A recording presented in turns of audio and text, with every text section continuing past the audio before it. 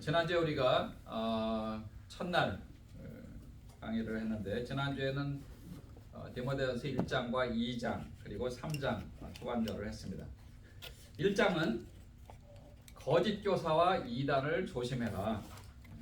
그리고 사도 바울이 예수님 만나기 전에 삶과 만난 후의 삶에 대해서 이야기를 하고, 특별히 디모데전서 1장에서는 거짓 교사를 조심하라. 그리고 디모데에게 선한 싸움을 싸우라. 믿음과 착한 양심을 가지라고 이렇게 권면을 했습니다. 2장에서는 2장 4절에서 하나님께서는 모든 사람이 구원을 받으며 진리를 아는 데 이르기를 원하느니라 라는 그런 핵심 구절을 가지고 우리가 그 세계 인구도 좀 살펴보고 그렇게 했습니다. 또 하나님과 인간 사이의 중보자는 오직 한 분이신데 그분이 바로 우리 주 예수 그리스도이십니다. 그래서 3장으로 들어가서 우리가 감독을 어떻게 뽑을 것인가, 그 자격에 대해서 몇 가지를 살펴봤는데, 첫 번째가 선한 일을 사모해야 된다 하는 것을 살펴봤고요. 두 번째는 책망할 것이 없는 자여야 한다.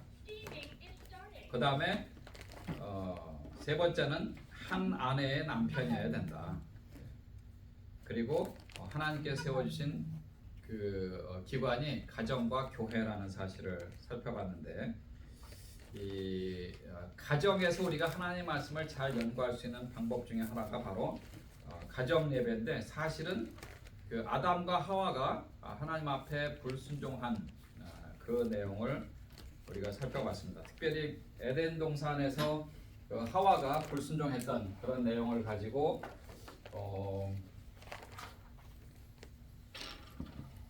스카팩이라고 하는 그 의사가 있는데, 지난주에 제가 그 영국 노나 선교사님 이렇게 소개하면서 미국 의사예요, 아니 영국하고 뭐 이렇게 지난주에는 몇 번 이렇게 말이 헛나온 경우가 있었죠. 그래서 다시 정정합니다.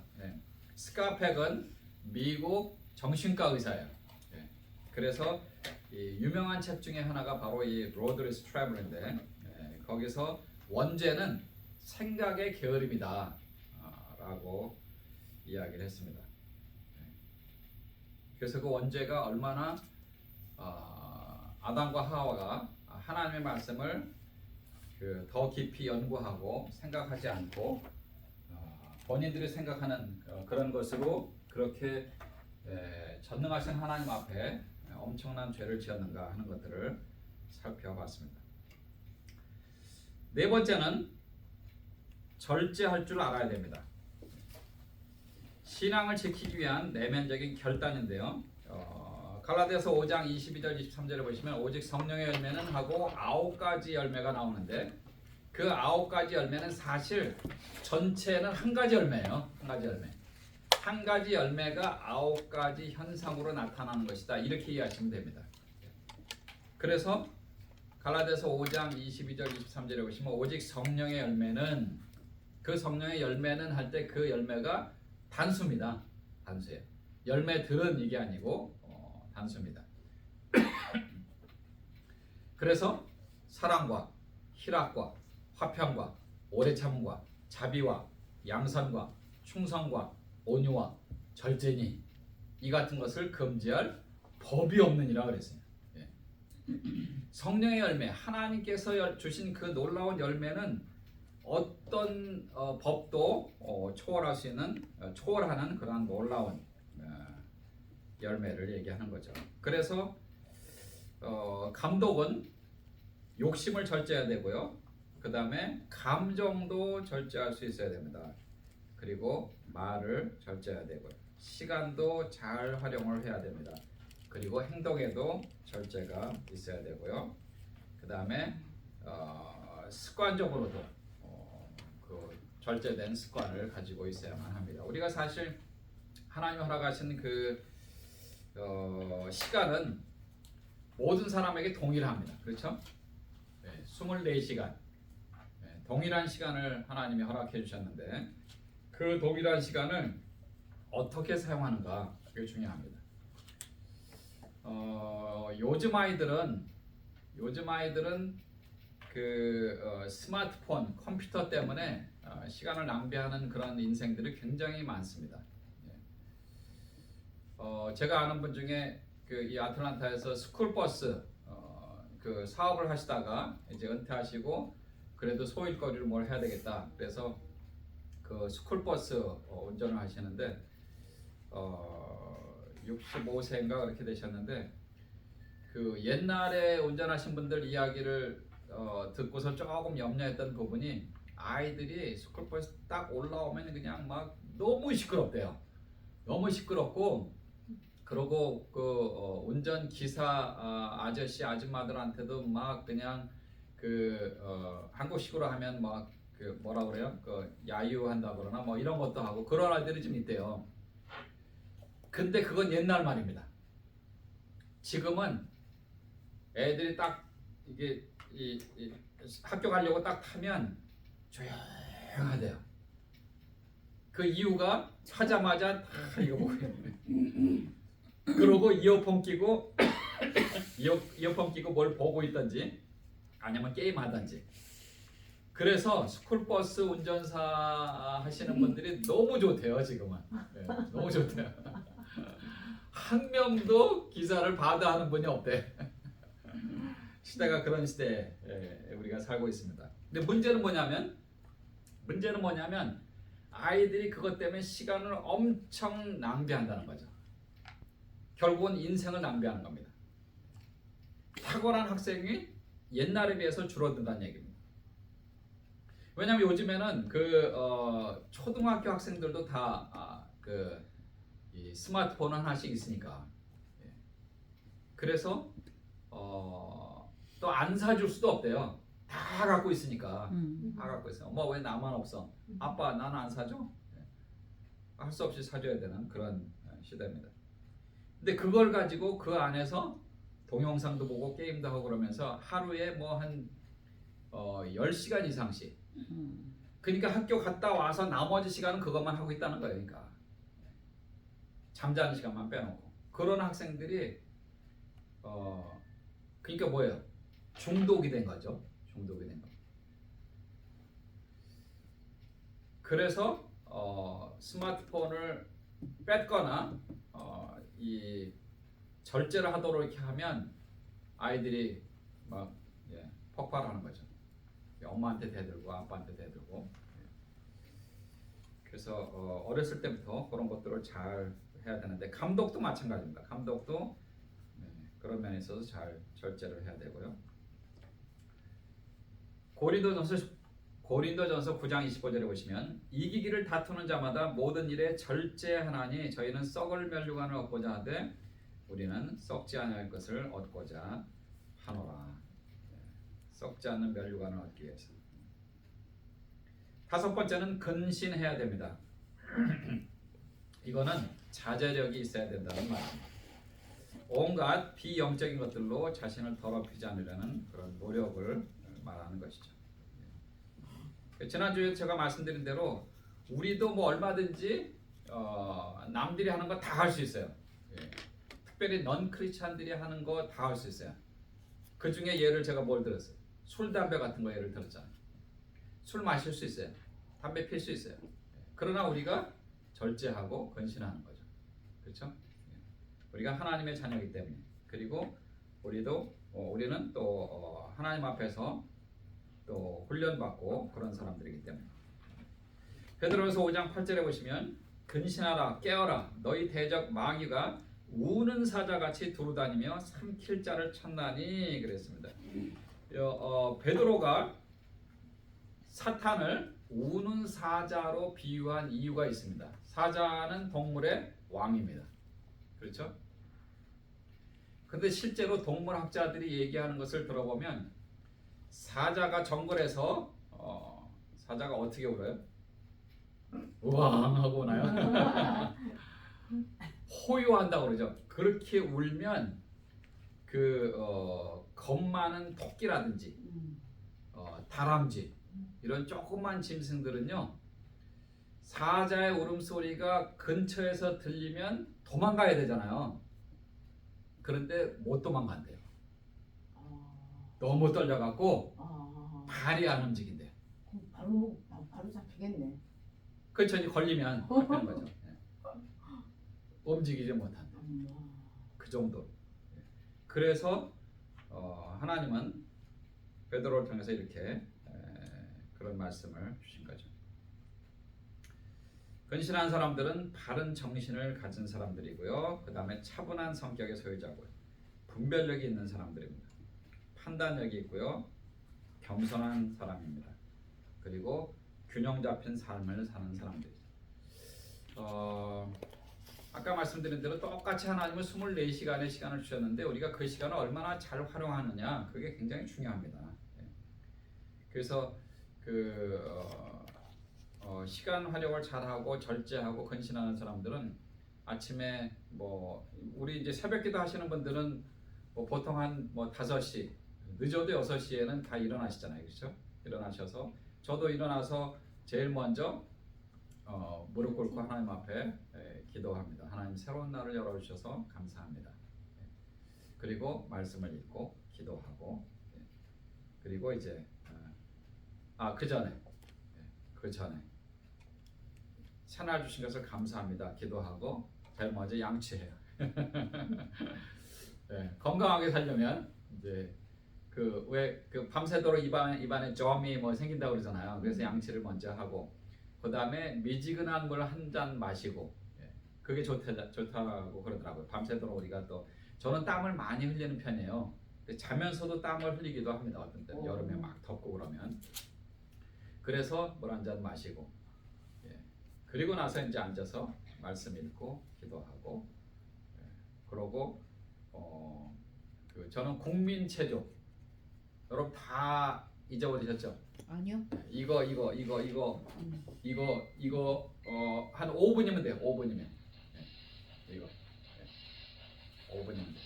그렇게 해서 5분 동안 스트레칭 하는 거죠. 스트레칭 하고 그리고 또 필요한 음식도 좀 취하고 그렇게 합니다. 그래서 그런 것들을 잘 관리하는 것이 얼마나 중요한가 하는 것들을 아셔야 됩니다. 6번째로 아담해야 됩니다. 이 아담한다는 것은 단정한 것을 말합니다. 말과 행동에 있어서 모범이 되는 그런 리더가 되어야 합니다. 그래서 질서가 있어야 되고요. 그 다음에 존경을 받으시면 참 좋겠어요. 그 다음에 외모에 좀 신경을 쓰시면 좋습니다. 예. 그렇다고 해서 뭐 없는 살림에 뭐 명품을 이렇게 막 하라는 얘기는 아니고 단정하게. 예. 우리가 하나님 앞에 예배드리러 가는데 그냥 뭐 티셔츠 입고 뭐 반바지 입고 그냥 슬리퍼 찍찍 신고 이렇게 하면 되겠어요? 그건 뭐 하나님 앞에서도 우리가 올바른 자세가 아니고 사람들에게도 예의는 아니죠, 그렇죠? 그래서 외모에도 좀 신경을 쓰시면 좋고요. 그 다음에 주변 정리를 잘 해야 됩니다. 한국에 제가 뉴스를 봤는데 한국의 청소 쓰레기 정리해주는 청소 사업체. 예, 그래서 좀 이렇게 좀 성공한 그런 뉴스가 나왔더라고요.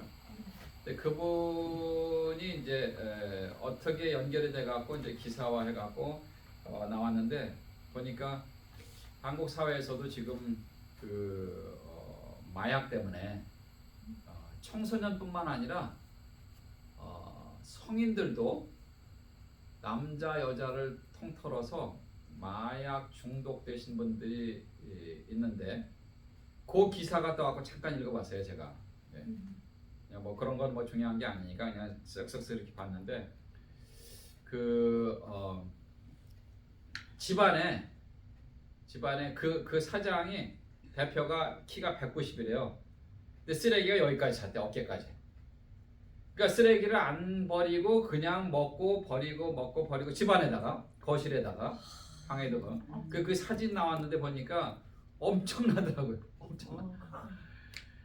심지어는 음식 먹고 남은 거를 버리니까 그게 상해갖고 거기에서 구데기가 생기고 그리고 애완견이 그 쓰레기 더미에서 뭘 찾아서 먹는 그런 기사가 나온 거예요. 그러니까 이게 정신적으로 그렇게 되니까 실생활이 너무 불쌍한 거죠, 인생이. 그래서 주변 정리를 잘 하는 것도 중요합니다. 그 다음에 행실에 본이 돼야 되고요. 마태복음 5장 16절에 보시면 이같이 너희 빛이 사람 앞에 비치게 하여 그들로 너희 착한 행실을 보고 하늘에 계신 너희 아버지께 영광을 돌리게 하라.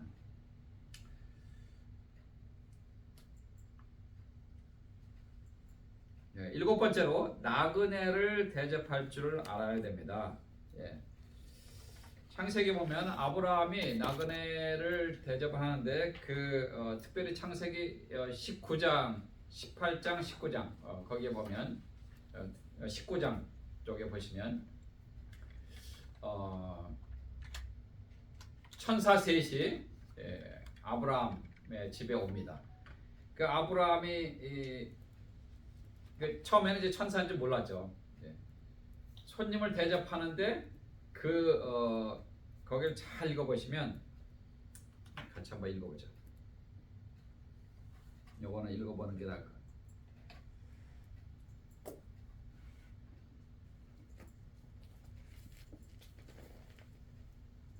부천사인데. 아니 18장 19장. 예. 18장 19장.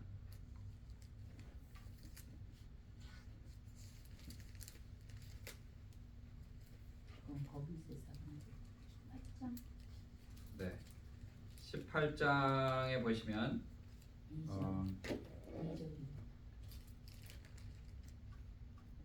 1절부터 보시면 여호와께서 마므레 상수리 숲을 근처에서 아브라함에게 나타나시니라. 오정 즈음에 그가 장막문에 앉았다가 눈을 들어본즉 사람 셋이 맞은편에 섰는지라. 그가 그들을 보자 곧 장막문에서 달려나가 영접하여 몸을 땅에 굽혀 가로되 내 주여 내가 주께 은혜를 입어 싸우면 원컨대 종을 떠나 지나가지 마옵소서. 물을 조금 가져오게 하사 당신들의 발을 씻으시고. 옛날에는 이제 샌들 같은 거 신었으니까 여행하면서 발이 더러워지니까 발을 씻어주는 그런 풍습이 있었습니다.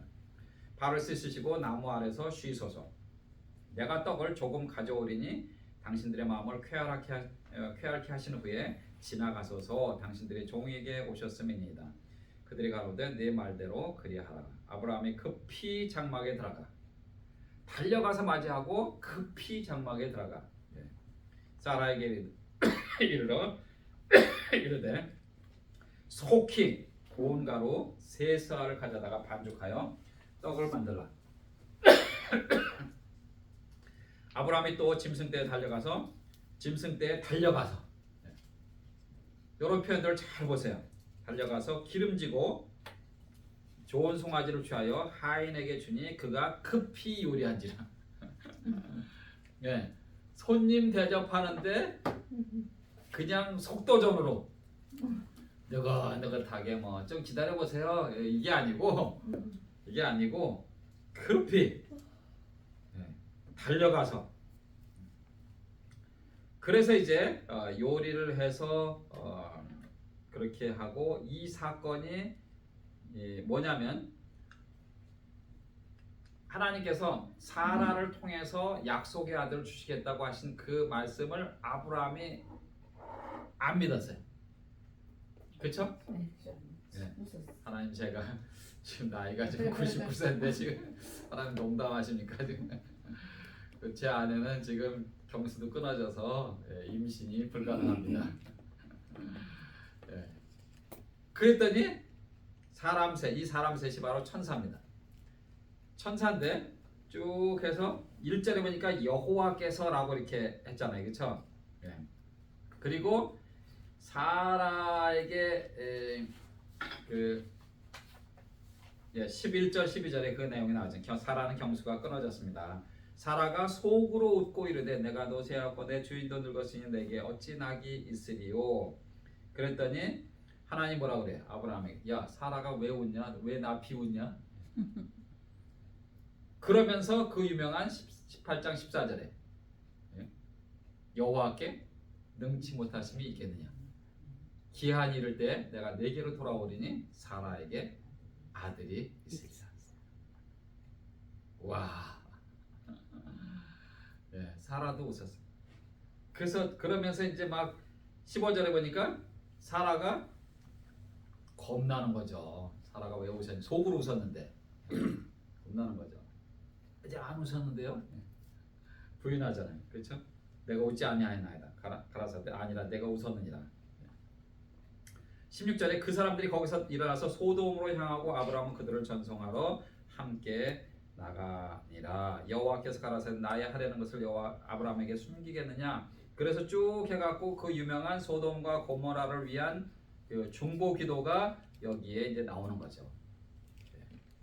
내가 의인 50명만 있어도 전 도시를 용서하겠다.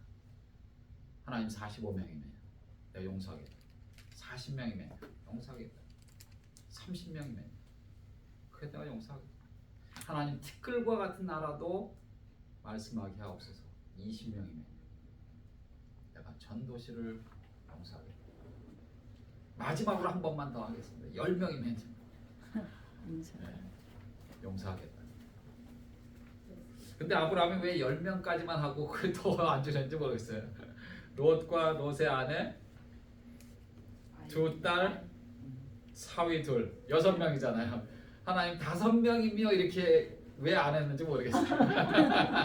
그건 제 생각이에요. 어쨌든 하나님의 뜻이겠죠, 그것도. 네. 근데 어쨌든 하나님의 사람, 크리스찬이 10명이 없어서 소돔과 고모라 전 도시가 하나님의 심판을 받습니다. 엄청난 메시지가 여기 있어요. 저와 여러분이 아틀란타에 있음으로 말미암아 아틀란타가 하나님의 복을 받는 겁니다. 아멘. 우리로 인해서 주변의 사람들이 복을 받는 거예요. 우리로 인해서 그들이 하나님의 사랑을 전해 듣습니다. 복음을 받습니다. 그리고 수많은 사람들이 주님께로 돌아옵니다. 아무튼 그렇게 해서 중보기도가 끝나고 19장 1절에 날이 저물 때 두 천사가, 여기 이제 천사가 이렇게 나오잖아요. 두 천사가 소돔에 이르니 18장 2절에 몇 명이 했어요? 3명. 한 명 어디 갔어요? 예수님. 일 잘해라 그러고 가시는. 예. 구약에 현현하신 그리스도로 그렇게 봅니다. 학자들이. 구약에 등장하신 그리스도. 그리스도는 누구예요? 하나님이세요. 아멘. 성자 하나님이시잖아요. 잠깐 보여주신 거예요. 잠깐 보여주신. 그런 것들이 있습니다. 그래서 우리가 말씀을 볼 때, 3명이었는데 2명이네, 두 천사가. 구약에 등장하신 그리스도로 봅니다. 네. 물론 뭐 때가 돼서 여자의 몸을 통해서 나중에 이제 나시고 그렇게 이제 하나님이 그렇게 하셨지만 잠깐 보여주신 거예요. 마치 소설의 복선 같이, 복선처럼 이렇게. 복선 아시죠? 뭔가 미리 잠깐 보여주는 거죠. 그래서 나중에 이제 그렇죠. 야, 니네도 웃었다. 아니 안 웃었습니다. 아니 웃었어. 그럼 내가 정말 줄 거니까 그럼 네 아들 이름은 웃음이다.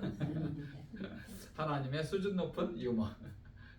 이삭이 웃음이라는 뜻이에요. 웃음. 그 나중에 사라가 아들을 낳고 나서 뭐라고 했어요? 야 웃음아 밥 먹자. 웃음아 우리 산책 가자. 웃음아 옷 사러 가자. 하나님이 나한테 참된 웃음을 주셨구나. 하나님은 그렇게 하셨지만 정말 그 가정에 하나님 주시는 놀라운 그런 웃음이 임한 것이죠. 그래서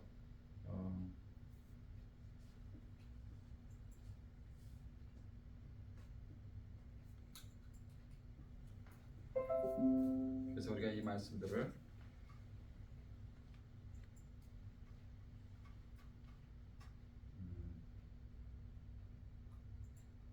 잘 보셔야 됩니다. 나그네를 잘 대접해야 되고요. 그래서 아브라함이 그런 놀라운 본을 보였습니다. 그래서 그런 것들을 통해서 우리가 많은 교훈을 얻을 수가 있습니다. 일반적으로 사람들이 주는 것보다 받는 것을 더 좋아하죠. 그러나 대접은 섬기는 것입니다. 그리고 그리스도인은 대접하는 것이 몸에 배어야 됩니다. 우리 여기 오신 분들은 뭐 다 몸에 배신 분들이라 오늘도 그냥 엄청 많이 준비해 오셨는데 예. 그러니까 하나님의 자녀로서 그런 일을 할 수 있다는 거 그것도 복이에요 사실. 예.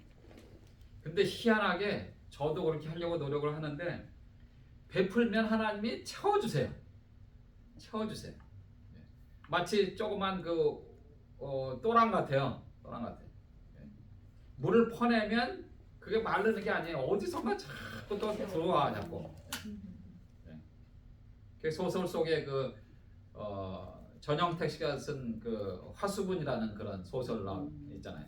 쓰면 자꾸 채워져. 예. 그게 하나님의 사랑이고 하나님의 은혜입니다. 그래서 나그네를 잘 대접하셔야 되고요. 그 다음에 가르치기를 잘 해야 됩니다. 예.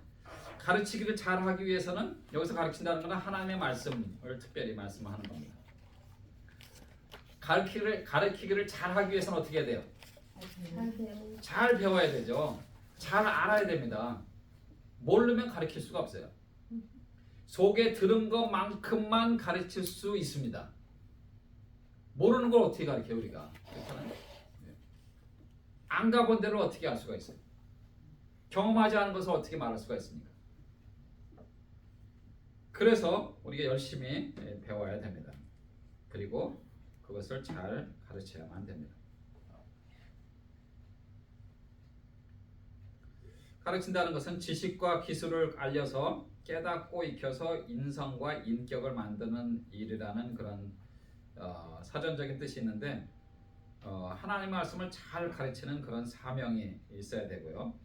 그래서 말씀을 잘 가르쳐야 되고 또 올바른 예배를 또 가르쳐야 되고 또 전도를 어떻게 할 것인가 이런 것도 가르치고 그리고 우리가 하나님의 말씀을 어떻게 순종해야 되는가 하는 것들도 가르쳐야만 됩니다. 잠언 9장 9절에 보시면 지혜 있는 자에게 교훈을 더하라. 그가 더욱 지혜로워질 것이요 의로운 사람을 가르치라.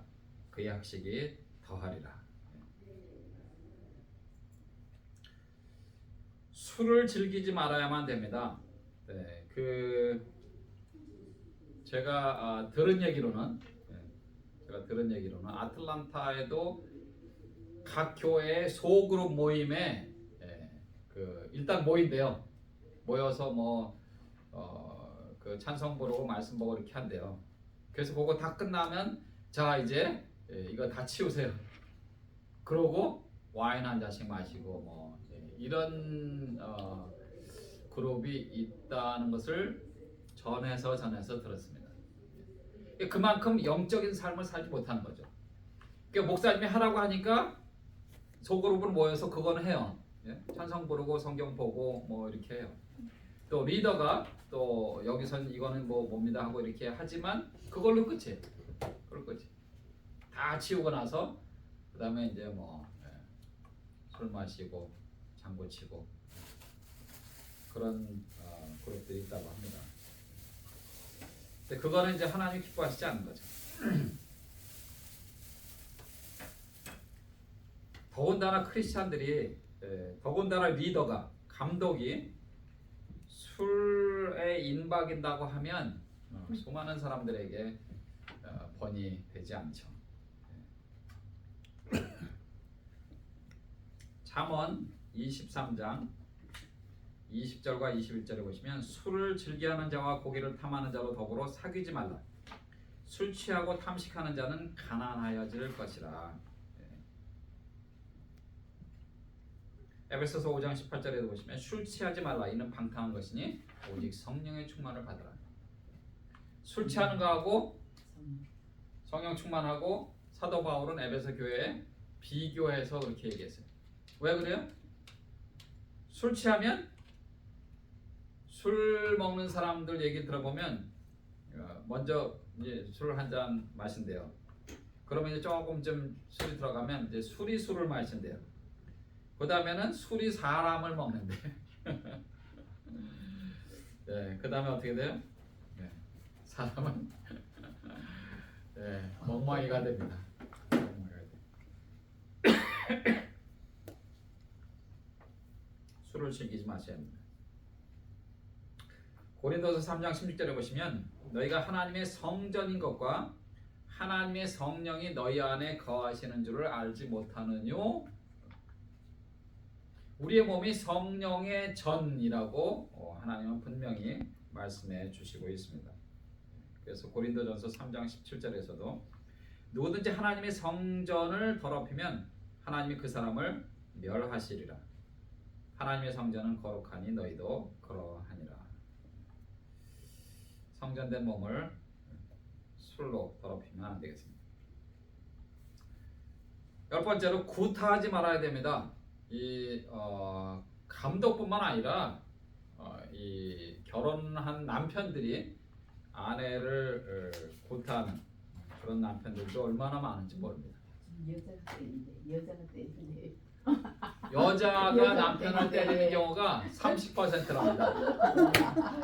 넘버원 이유는 돈을 못 벌어와서 잡을 잃었다든지 아니면 더 이상 수입이 없다든지 생활이 곤란하니까 예, 미국 내에서도 여자가 남편을 패는 경우도 30%나 된다고 합니다.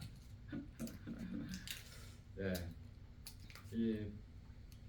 이게 뭐 부부간에도 그렇고 부모 자식간에도 그렇고 이 폭력을 행사하는 거는 정신적으로도 좀 문제가 있는 것 같아요. 그리고 자기 감정을 컨트롤하지 못하는 겁니다. 감정을 컨트롤해야 되는데 그거를 잘 하지 못하는 겁니다. 그 다음에 11번째로 관용을 베풀 줄 알아야 됩니다. 온유함, 친절함을 말하고요.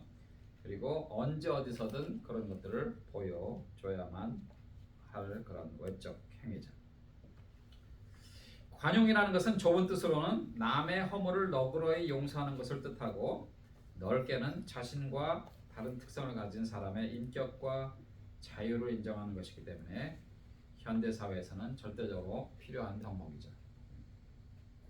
빌립보서 4장 5절에 보시면 너희 관용을 모든 사람에게 알게 하라 주께서 가까우시니라. 이 초대교회 성도들도 예수님께서 다시 오신다고 하신 그 말씀을 전했는데 곧 오시는 걸로 그렇게 생각했어요. 그래서 주님이 가까우신다 이런 표현들이 굉장히 많습니다. 그래서 너희 관용을 많은 사람들에게 알게 하라. 마태복음 18장 22절에도 보시면 예수께서 이르시되 내게 이르노니 7번뿐 아니라 7번을 70번까지라도 할지니라. 이게 무슨 얘기냐면 제자들이 예수님께 예수님 나한테 혹은 다른 사람한테 잘못한 사람이 있으면 몇 번까지 용서할까요? 7번까지 용서를 할까요? 이렇게 질문한 거예요. 그랬더니 예수님이 뭐라고 했어요? 7번씩 70번이라도 해라. 그 몇 번이에요? 1900. 예? 몇 번이에요? 7번씩 네? 70번 490번 77이 49 490번 권사님 7, 8이 55. 그래도 금방 나왔어요. 56. 권사님 98 72. 그래도 머리들이 잘 돌아가시네. 근데 너 못하면 저런 또 못해. 제가 우연히 작년인가 무슨 뭐 잊어먹었어요. 제목은 뭐 TV 프로그램 하나 봤는데 그거 하더라고요. 갑자기 이제 구구단 물어보는 거야. 38 그러니까 38 24. 22 막 이렇게 대답하고 물론 이제 뭐 이게 웃기느라 그런 것도 있지만 갑자기 물어보면 생각이 안 나는 경우도 있잖아요. 그렇죠? 아유, 참. 교수님이 몰라서 물어보시는 거 네. 아니고? 예수님 뭐라고 그랬어요? 490번까지라도 용서해라. 이게 용서하라고. 무슨 얘기예요?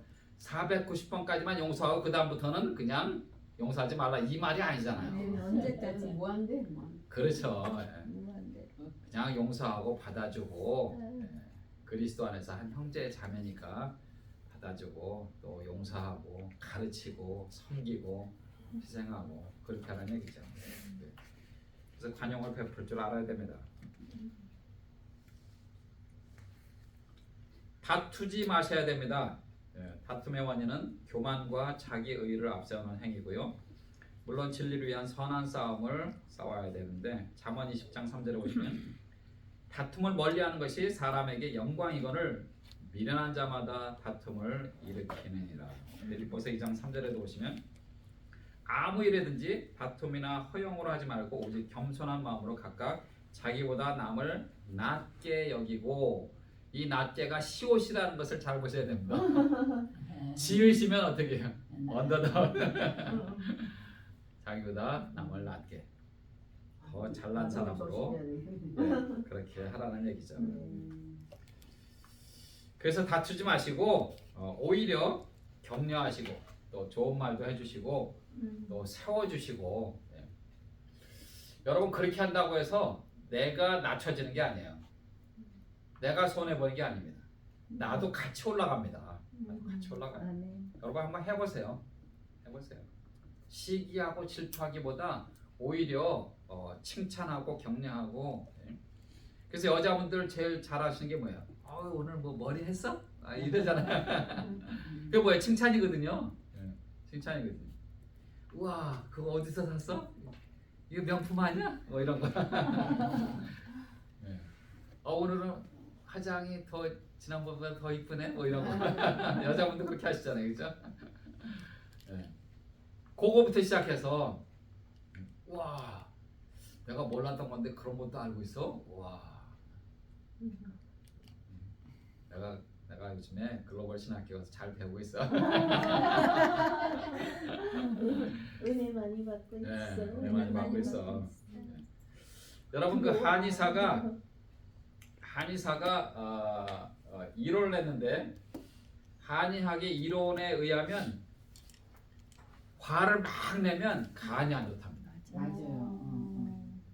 흥분이 너무 지나치거나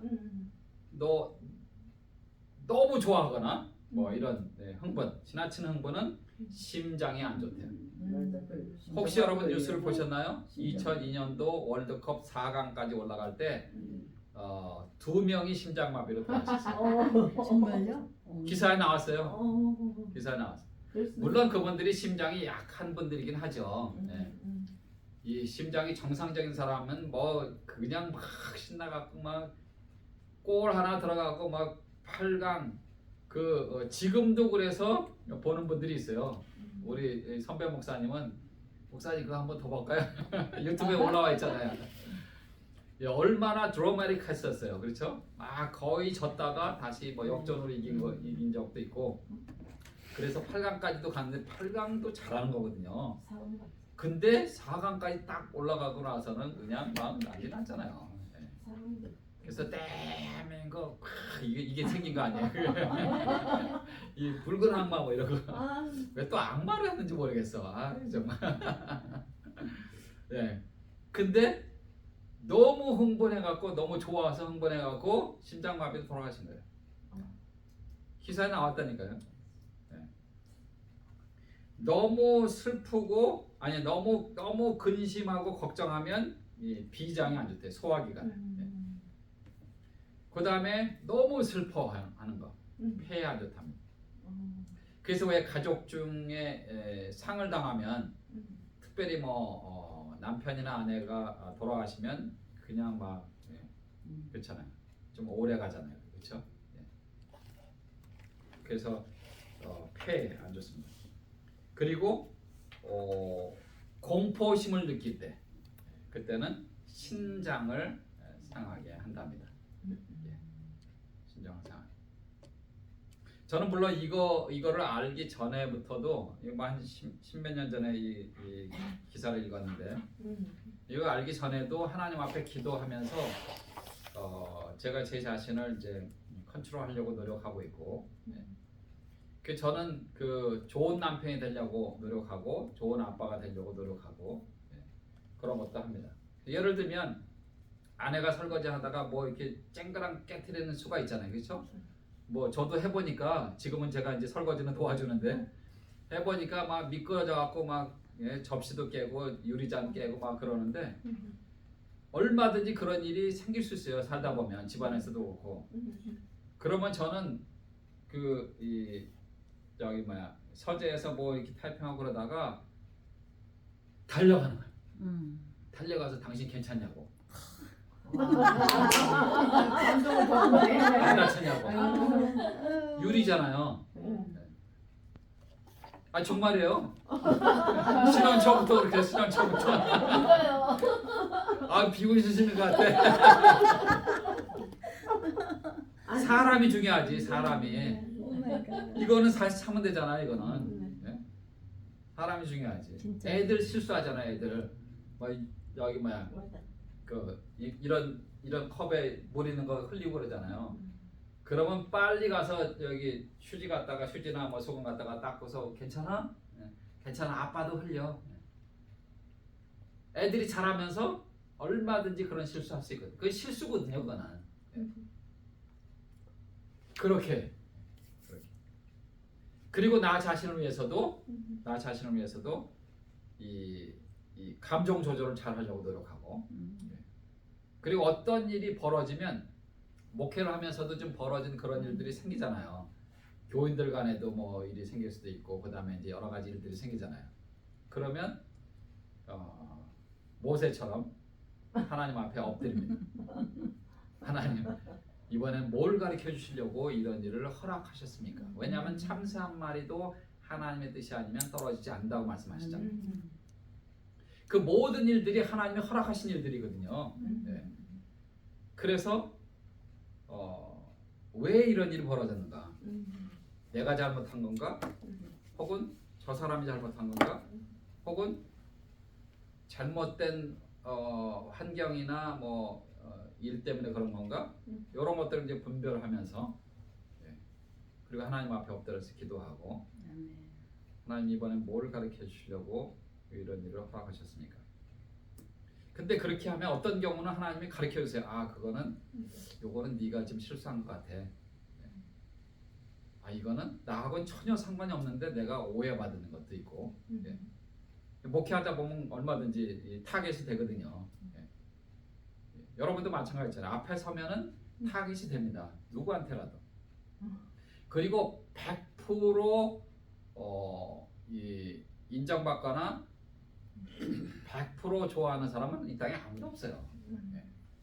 Nobody is perfect. 아무도. 그러나 제가 하나님 앞에 그렇게 했을 때 일반적으로 객관적으로 다른 사람이 평가할 때 다른 사람이 뭐 예를 들어서 100 중에 다른 사람이 한 뭐 50 정도의 칭찬을 받는다면 저는 그래도 한 70, 80 칭찬을 받아요. 객관적으로 평가할. 그러면 이제 더 잘하려고 노력하죠. 그런데 이거를 딱 접하고 나서 얼마나 좋은지 몰라요. 내가 흥분하면 결국은 나만 손해구나. 그래서 제가 설교할 때 이거를 예언을 얼마나 많이 썼는지 몰라요. 부흥회 가서도 많이 써먹고 운전하면서 막 그냥 흥분하고 막 욕하고 이런 사람들 얼마나 많아요. 그런 얘기 들으셨죠? 그렇게 해봤자 저 사람은 듣지도 못해. 결국은 자기만 손해. 뚜껑 열릴 필요 없어요. 뚜껑 닫고 다니세요. 나만 손해야 나만 손해. 너무 슬프고 막 그래도 그냥 하나님 주신 감정이니까 그렇잖아요. 어머님 돌아가셨죠. 매형도 돌아가셨죠. 잠깐의 슬픔은 뭐 그렇게 하지만 그러나 또 한편으로 딱 보면은 하나님이 또 그 노안으로 혹은 질병으로 품에 안아주셨잖아요. 그래서 이제 또 감사하는 마음도 갖고, 그래서 그런 것들도 이제 빨리 이렇게 정리하고, 이렇게. 결국은 나만 손해요. 그렇게 안 하면.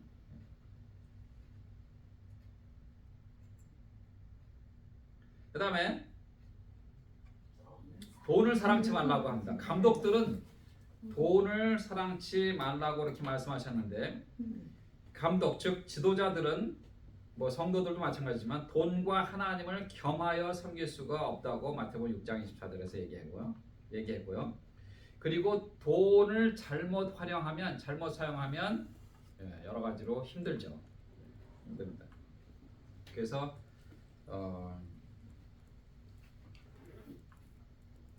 사실 이 돈이라는 게, 화폐라는 게 그 유통 수단이잖아요. 근데 그것을 건전하게, 지혜롭게 잘 사용하고 활용을 해야지, 그렇지 않을 때 문제가 생길 수가 있죠. 돈이라는 것은 뭐 우리 삶에 있어서 꼭 필요한 것 중에 하나가 되죠. 그렇죠? 그러나 위험한 거일 수도 있습니다. 남을 속이거나 이럴 때. 그래서 돈을 뭐 심지어는 뭐 돈을 뺏는 사람들도 얼마나 많아요. 총이나 칼 들고 돈 내놔 뭐 이런 사람들 많잖아요.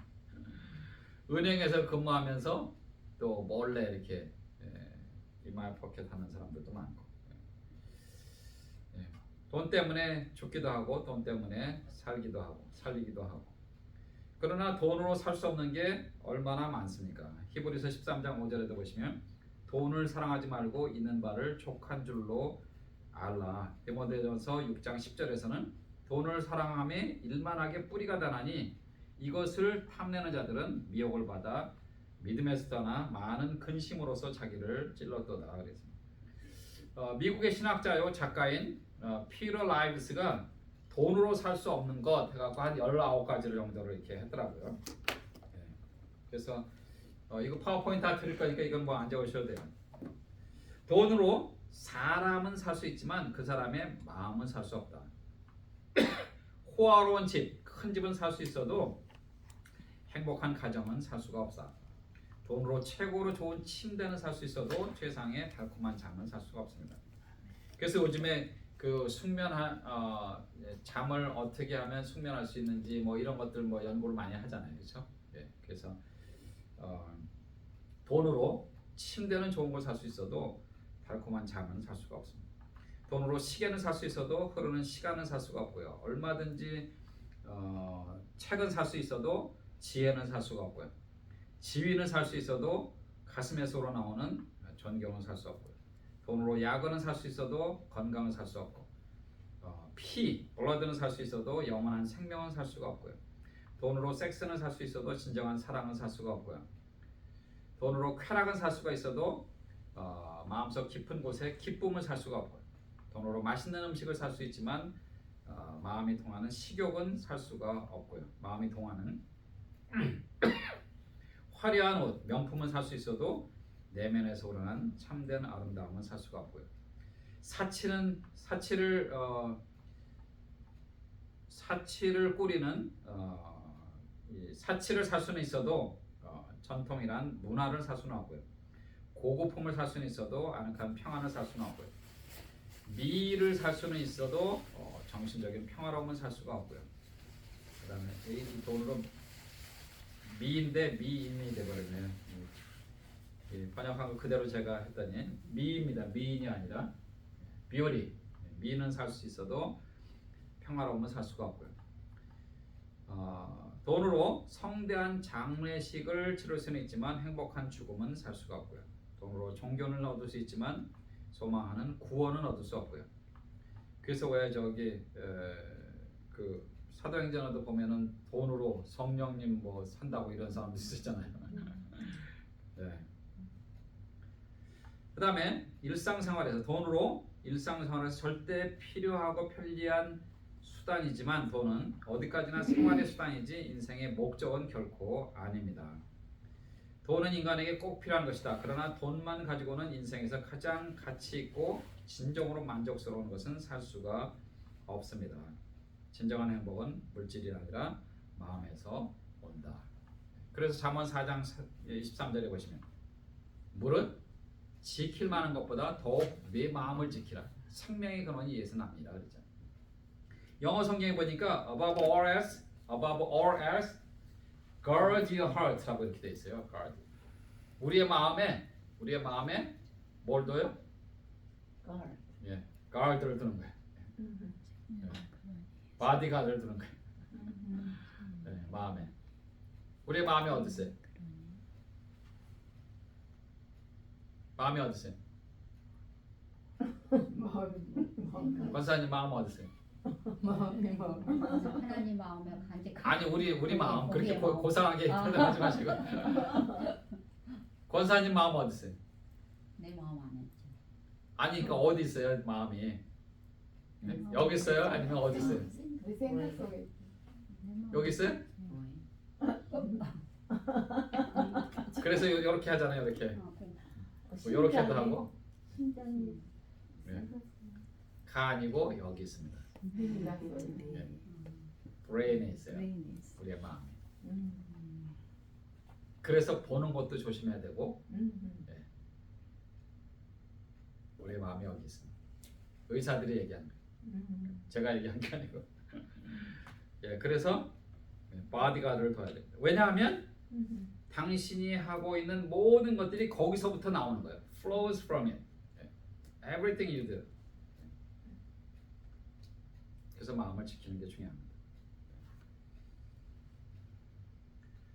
그 다음에 자기 집을 잘 다스려야만 됩니다. 예, 이건 뭐 두 말하면 잔소리고 세 말하면 쉰소리죠. 그래서 가정 예배도 잘 지키시면 가정 예배도 좀 하시면 좋습니다. 자녀들과 함께 가정 예배도 드리시고 그 다음에 자녀들을 단정함으로 복종하도록 해야 됩니다. 특별히 하나님의 말씀을 순종하도록 잘 가르치셔야만 됩니다. 부모와 어른들을 공경하도록 그렇게 해야만 됩니다. 자녀 교육은 부모의 최고 사명입니다. 네, 그래서 하나님의 자녀답게 잘 키워야 되고요. 그리고 세상을 변화시키는 그런 리더로 살 수 있도록 그렇게 가르치면 너무 좋습니다. 잠언 22장 6절에 보시면 마땅히 행할 길을 아이에게 가르치라. 그리하면 늙어도 그것을 떠나지 아니하리라 그랬습니다. 여기서 말하는 늙어도는 문자적으로 보면 수염이 날 때라고 이렇게 되어 있어요. 수염이 날. 그러니까 청소년기가 되기 전에 예, 그래서 3살 버릇 8까지 간다는 그런 속담 있잖아요. 어렸을 때 교육이 굉장히 중요한 거죠. 창세기 33장 5절에도 보시면 에서가 눈을 들어 여인들과 자식들을 보고 묻되 너와 함께한 이들은 누구냐? 야곱이 이르되 하나님이 주의 종에게 은혜로 주신 자식들이니이다. 네. 야곱이 삼촌 라반의 집에서 20년 동안 아내 몇 명에? 아내. 아 야곱이요? 예. 넷이죠. 아내. 아내는 두 명. 아내 둘. 첫 첫 두 둘. 명. 예. 자식은 몇 명에? 아들이 몇 명에? 12명. 12아들. 예.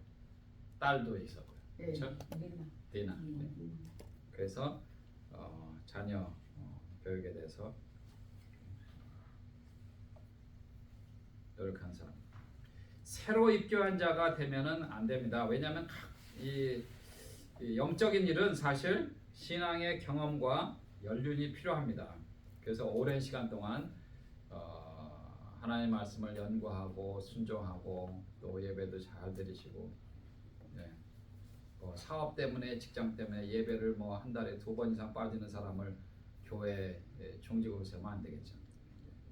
그래서 하나님이 새로 입교한 자를 가능하면 안 하면 좋겠다. 조금 지나고 나서 교회도 알고 성도도 알고 그런 다음에 이제 성숙한 다음에 그 다음에 외부인들에게 선한 증거를 받은 자야만 된다. 그래서 교회에서 리더를 세울 때 이렇게 공포하잖아요. 이런 분을 이번에 우리가 안수 집사로 혹은 그 장로로 세울 건데 그래서 어떤 교회는 이제 투표하기도 하고 어떤 교회는 거수하기도 하고 어떤 교회는 그냥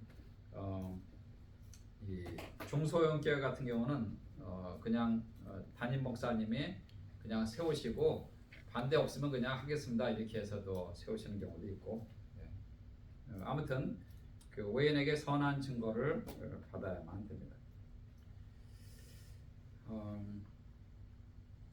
왜냐하면 다른 사람들에게 내가 누구인지 이 삶을 통해서 보여줄 수가 있기 때문에 저분은 법 없어도 살 수 있는 분이야. 저런 분이 우리 교회에 장로님으로 안수 집사님으로 또 집사님으로 이렇게 잘 섬겨주시면 너무 좋죠. 그래서 일꾼을 세우는 일에도 그 외인들에게 선한 증거를 받은 사람들이 좋습니다. 변함이 없이 신실하게 섬기면 좋고요. 솔선수범해야 되고 또 자기를 희생하면 좋고요. 또 주는 자가 되면 좋고요. 또 도덕적으로 가능하면 흠이 없으면 좋겠습니다. 완벽하진 않아도 일단은 또 희생하고 손해 볼 줄 알아야 되고요. 그리고 또 인간미가 좀 넘치면 좋죠. 뭐 일은 잘하는데 뭐라 그래요 요즘에 요즘에는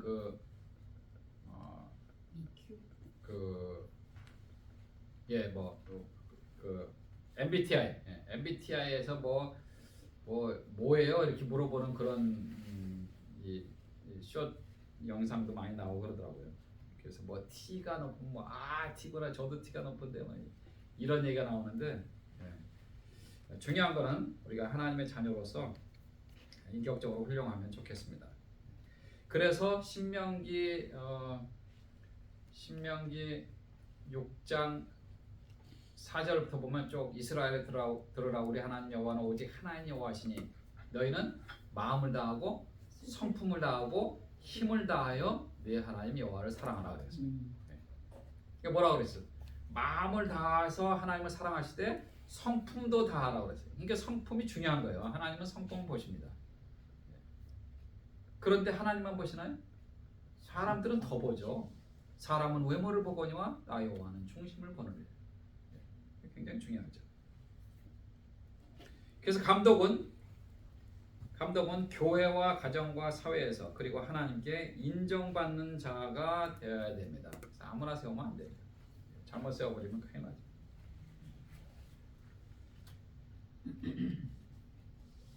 이게 지금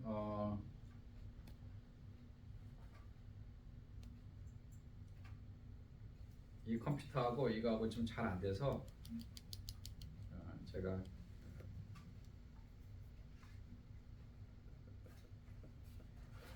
영국 교회가 사실은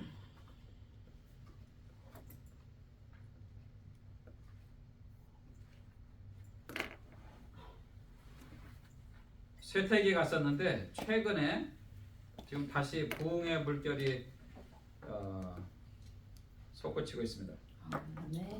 유럽의 기독교가 쇠퇴하고 있다는 말은 어제 오늘의 이야기가 아니죠. 유럽의 매거진 에반젤리컬 포커스에 따르면 영국 개신교인 비율은 2002년 31%에서 2017년 14%로 15년 사이에 절반이 넘는 성도가 교회를 떠났습니다. 브라이언리 리서치 컨설턴시는 코로나 기간인 2021년 발표한 보고서에서 영국 내 교회 수가 10년 동안 42,000개에서 39,800개로 감소했으며 향후 5년 안에 폐쇄 위기에 처한 교회가 368개에 달한다고 언급했습니다. 하지만 북아일랜드 호프교회 크레이그 쿠니 목사는 영국의 영적 가뭄이 끝났다고 믿습니다. That it just felt like we were going through the motions post-COVID. It was just a lack of zeal, a lack of passion, a lack of enthusiasm, a lack of growth.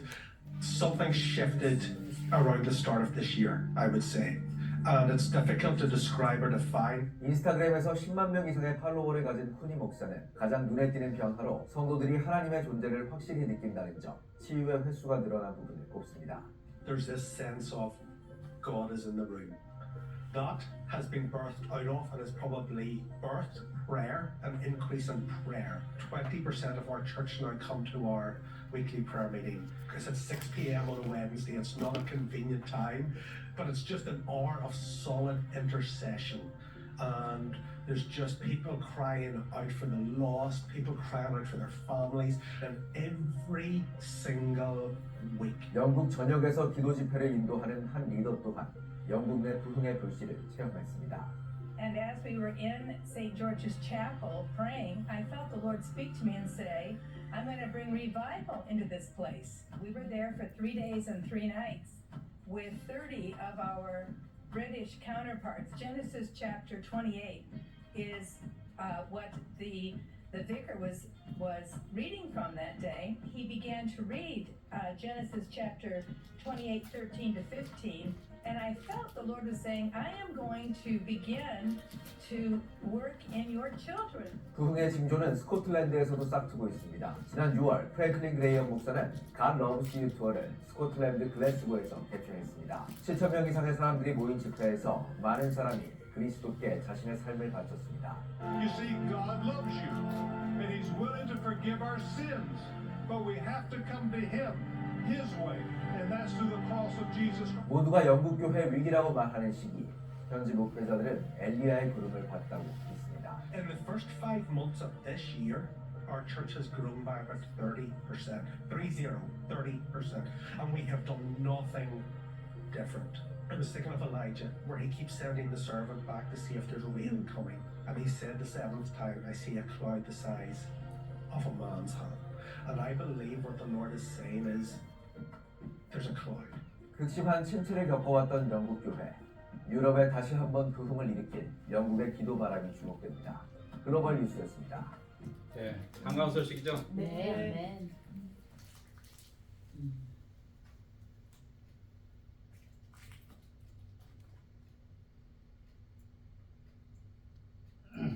사실 이슬람 총리가 되고 무슬람 총리가 됐잖아요. 네네. 그래서 인도 여러 사람들. 가지로 괜찮나 싶었는데. 예, 너무 감사한 일입니다. 네.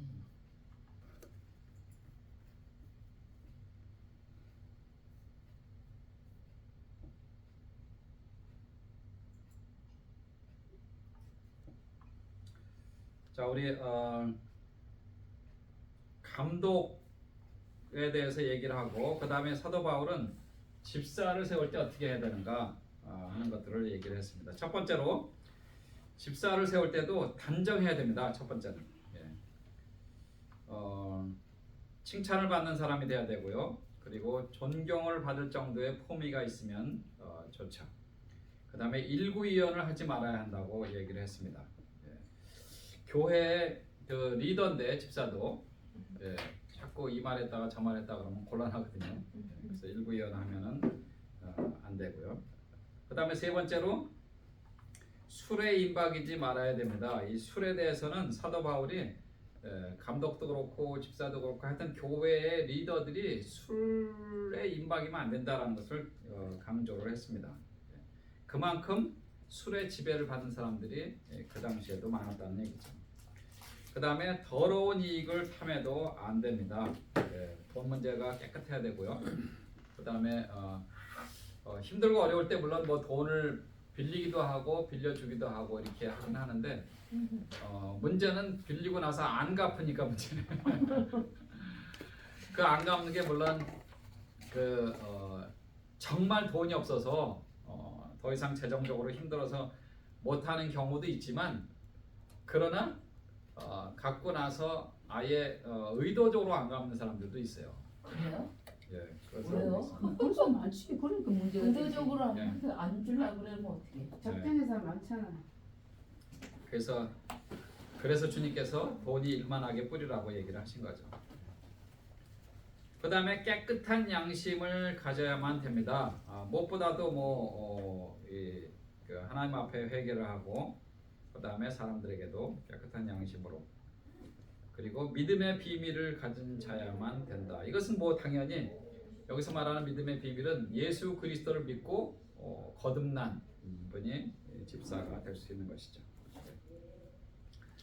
그 다음에 한 아내의 남편이고 자녀 교육과 가정을 지키는 자야만 됩니다.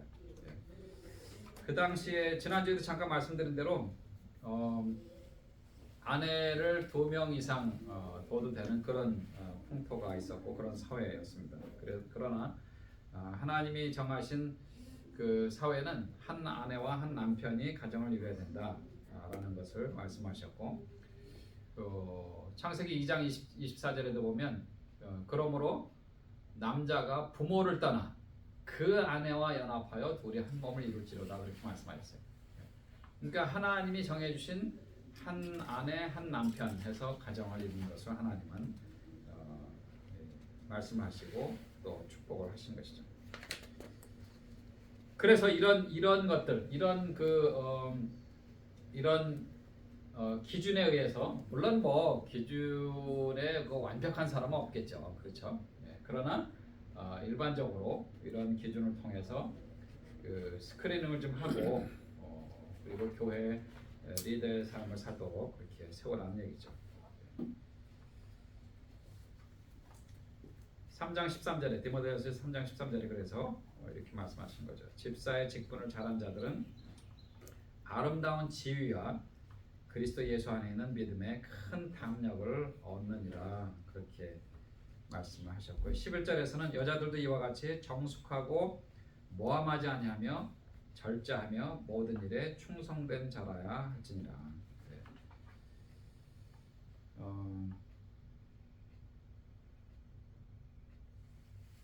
네. 그 다음에 3장 16절에 보시면 예수님이 구세주라는 사실을 알려주는 그런 구절이 있습니다. 크도다 경건의 비밀이요 그렇지 않다 하는 이 없도다. 그의 육신으로 나타난 바 되시고 영으로 의롭다 하심을 입으시고 천사들에게 보이시고 만국에서 전파되시고 세상에서 믿음 받으시고 영광 가운데서 올려오셨음이니라. 그리스도의 삶에 대한 것을 이 한 구절로 일목요연하게 잘 정리를 했습니다. 그래서 예수님께서 구세주가 되신다는 사실을 첫 번째는 이제 성육신 하신 거에 대해서 말씀하셨고, 그 다음에 복음서에 보면 변화산 사건에 대해서 이야기를 하면서 예수님이 하나님의 아들 또 성자 하나님 구세주요 메시아라는 사실을 보여주신 그런 놀라운 사건이 있고요. 그 다음에 성령으로 잉태되셔서 죄가 없으신 예수님만이 다른 사람을 대신해서 돌아가실 수가 있고 하나님께로부터 용서를 받을 수가 있는 것입니다. 지금은 미국 법에도 그런 것이 없지만 옛날에는 그 미국 법에 그런 것이 있었습니다. 예를 들어서 아주 친한 친구가